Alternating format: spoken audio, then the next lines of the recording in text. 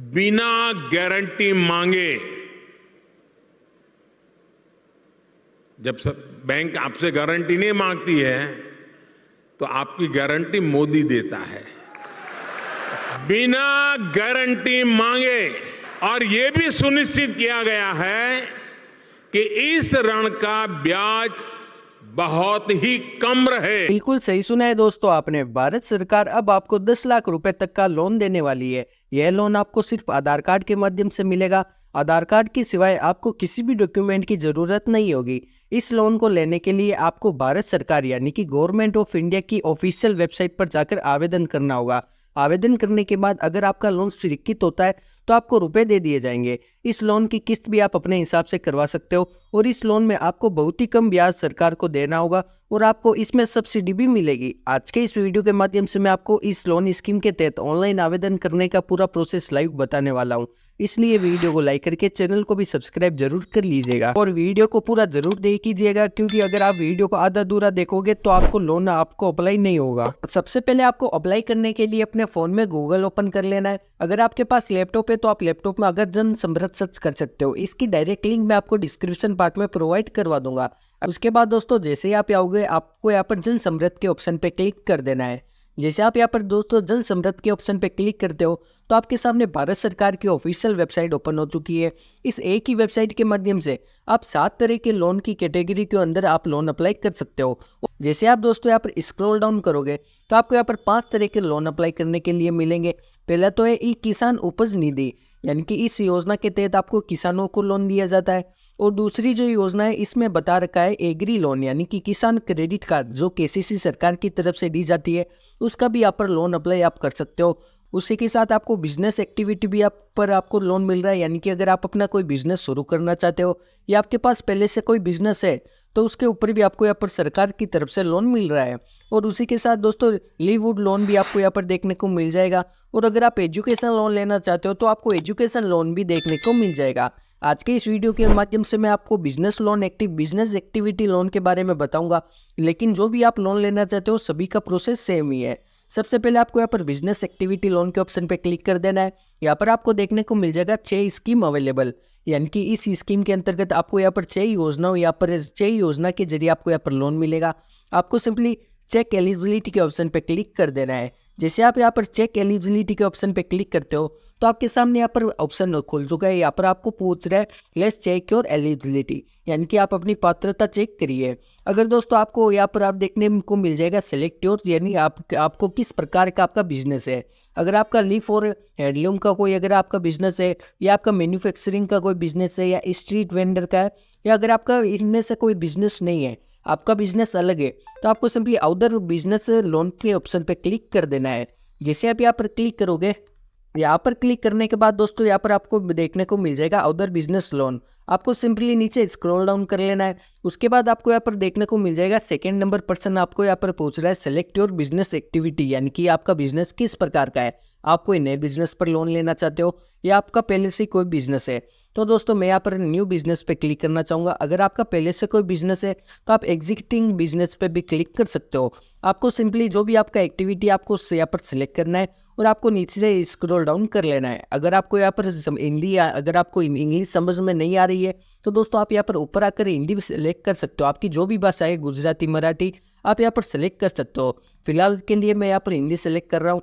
जैसे ही दोस्तों आप यहाँ पर सेलेक्ट करोगे तो आपको सिंपली नीचे आना है। अब आपको यहाँ पर पूछा जा रहा है कि आपने कक्षा 8 पास कर ली है, यानी कि आपने 8वीं कक्षा पास की है क्या।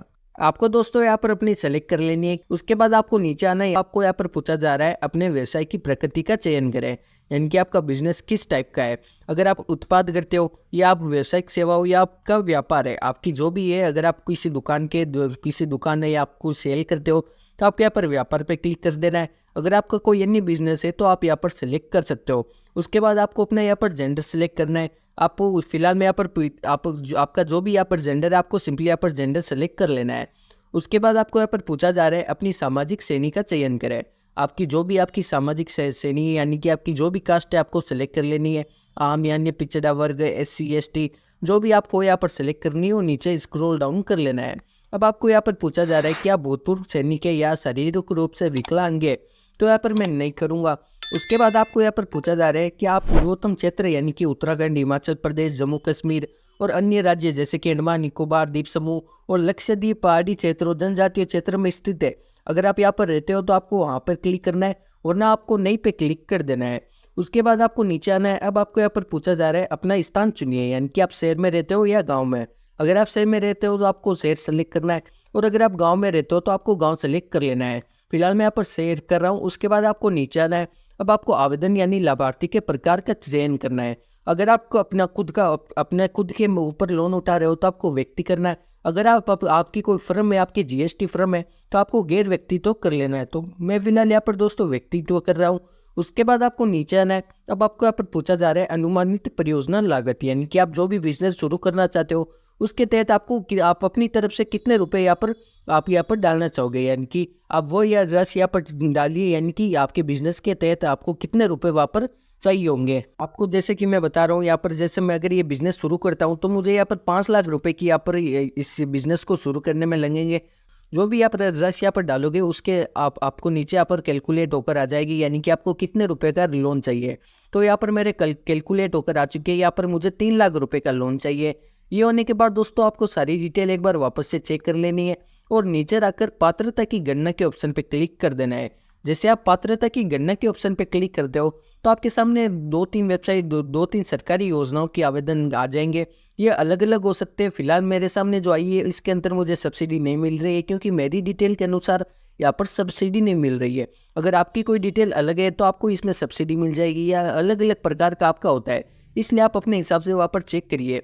उसके बाद आपको यहाँ पर योजना का नाम देखने को मिल जाएगा, यानी कि मुझे प्रधानमंत्री मुद्रा लोन यानी कि PMMY के अंतर्गत यहाँ पर लोन दिया जा रहा है। मुझे 3 लाख रुपए का सरकार की तरफ से लोन मिल रहा है, जिसके तहत मुझे 6,370 रुपये की मासिक किस्त मुझे यहाँ पर देनी होगी, और ये ऋण 5 साल के लिए होगा। अब आप अपने कैलकुलेट खोलकर इसमें आपकी ब्याज की गणना भी आप यहाँ पर कर सकते हो। वैसे यहाँ पर आप सारी डिटेल आपको इस योजना के तहत आपको देखने को मिल जाएगी। जैसे कि यहाँ पर आपको देखने को मिल रहा है 10 लाख रुपए तक का अधिकतम ऋण, यानी कि 10 लाख रुपए तक का इस वेबसाइट के माध्यम से आपको लोन दिया जाता है। और दूसरा यहाँ पर बताया जा रहा है ऋण को 3 खंडों में वर्गीकृत किया जाता है, जैसे कि शिशु लोन, किशोर लोन और तरुण लोन। इन लोन के अंतर्गत अलग अलग रुपए दिए जाते हैं। अगर आप इस स्कीम के तहत, यानी कि आपको लग रहा है कि एकदम सही ब्याज है या आपकी EMI एकदम सही आ रही है, तो आपको सिंपली आवेदन करने के लिए लॉगिन के ऑप्शन पर क्लिक कर देना है। जैसे ही आप यहाँ पर क्लिक करोगे तो आपको सिंपली अपना मोबाइल नंबर डालना है और आपको अपना कैप्चर डालना है।